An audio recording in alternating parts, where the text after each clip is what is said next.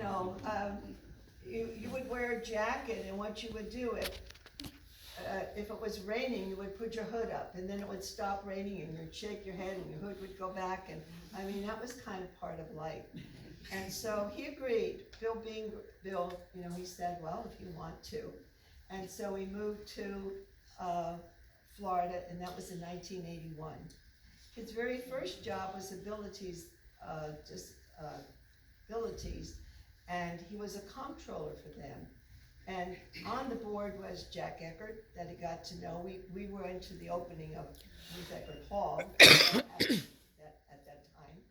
And he also, George Jenkins was on the board, and he was founder really of Publix supermarkets, and I think you're all familiar with Publix.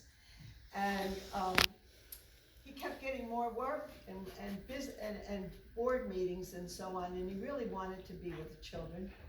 So he decided that he would like to find another job, and he did. It wasn't too hard for him to find a job whenever he wanted to, because I have to tell you, he was good at what he did, and people were more than happy to hire him. He would really help their business out.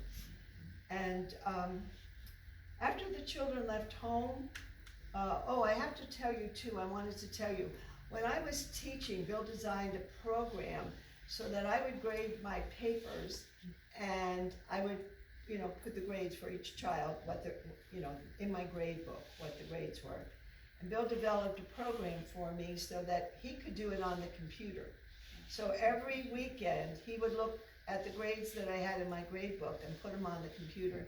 And every Monday when I went back to school, I could tell the children exactly what their grade point average was right that week at that time. So if they wanted to work a little harder and do a little extra credit or something to bring up their grade, they had that opportunity. But I was very grateful. He was very supportive. Any activity that I ever did, anything I ever did, Bill was always there. At one point back in California, my mother wasn't doing well.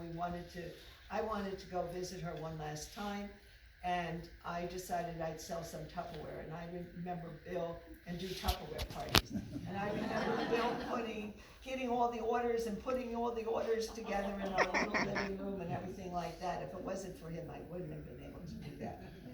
But after the children left home, we did a lot of serious traveling, and we liked Japan and we liked Europe. We joined Friendship Force, which was a club that was very dear to his heart. We went to the Netherlands, we went to Mexico, we went to different places with Friendship Force, and he loved it because Friendship Force is for peace and goodwill in the world. You know about me, I know about you, we're the same, no matter where we live, no matter what our religion is or whatever anything is. We're all people, we're all the same, and he really believed that and felt that. He did have more medals. I have to explain. We had donated his uniform and some things to that military museum that they had here in Pinellas County for a while, and we never knew what happened when they closed those things that he had donated. So I have to explain that to you.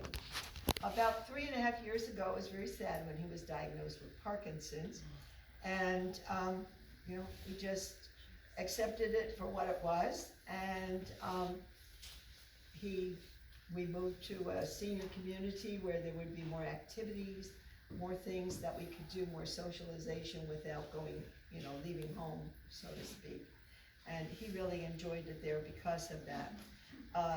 He went to the New Year's Eve party just this past year, and he really seemed to have a good time. You saw a picture there of him where he had his little hat on for that New Year's Eve party.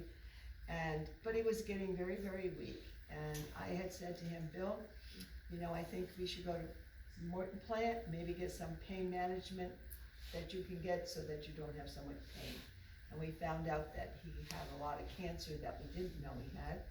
And it was a choice of what would he like to do, and we chose hospice.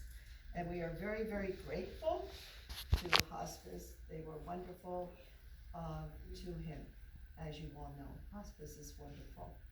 I'll miss him forever.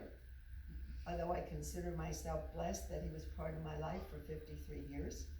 We shared so much together. We had our ups and downs, our agreements and our disagreements, but we were always there for each other, and I could count on that. My family is most grateful to Suncoast Hospice in Pinellas Park for caring for him the last few days that he was with us. Thank you for your kindness for being here today and helping us celebrate his life. Thank you.